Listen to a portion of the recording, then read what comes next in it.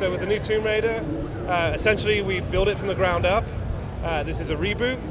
After Underworld, we really pared it back and said, where do we want to take this franchise? We took some time to really find a new direction, a modern direction for Tomb Raider, and that's resulted in what we're showing this week, what we showed last year, which is this survival action take on Tomb Raider, and what we feel is a much more modern expression of action-adventure in this character, Lara Croft. So the setup for the storyline is that Lara's on her first adventure. She's fresh out of college. She definitely has a determination and the willingness to go and explore. Obviously that takes a turn for the worst in this game, and they are shipwrecked onto this island. The cast of characters we've revealed a little bit in this year's demo. Obviously there's a group of survivors that are with her. They have some knowledge of the area, but they are dealing with myths as well. This is a Tomb Raider game, and there are some myths and legends about this island. So they don't really know the mysteries of the island, and they have to kind of work that out on the fly. Also, we showcase some of the other people on the island, and they're not so friendly. So there's an ecosystem on the island, from animals through to humans.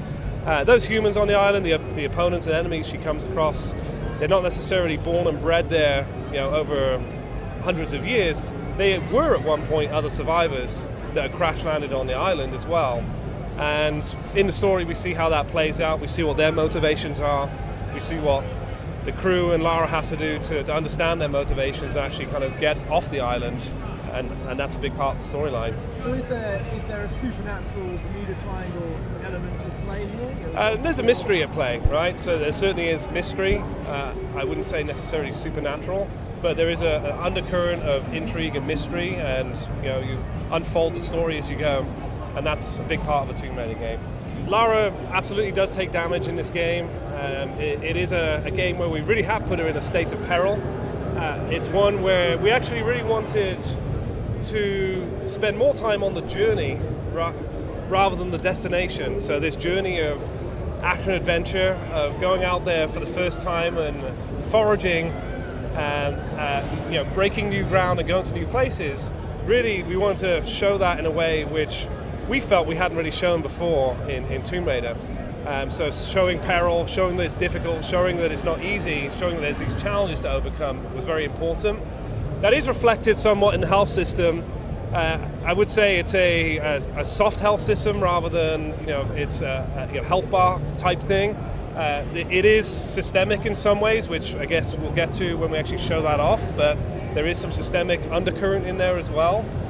For the most part, it is a health system where you can actually regen rather than sort of 3 hits and you're out.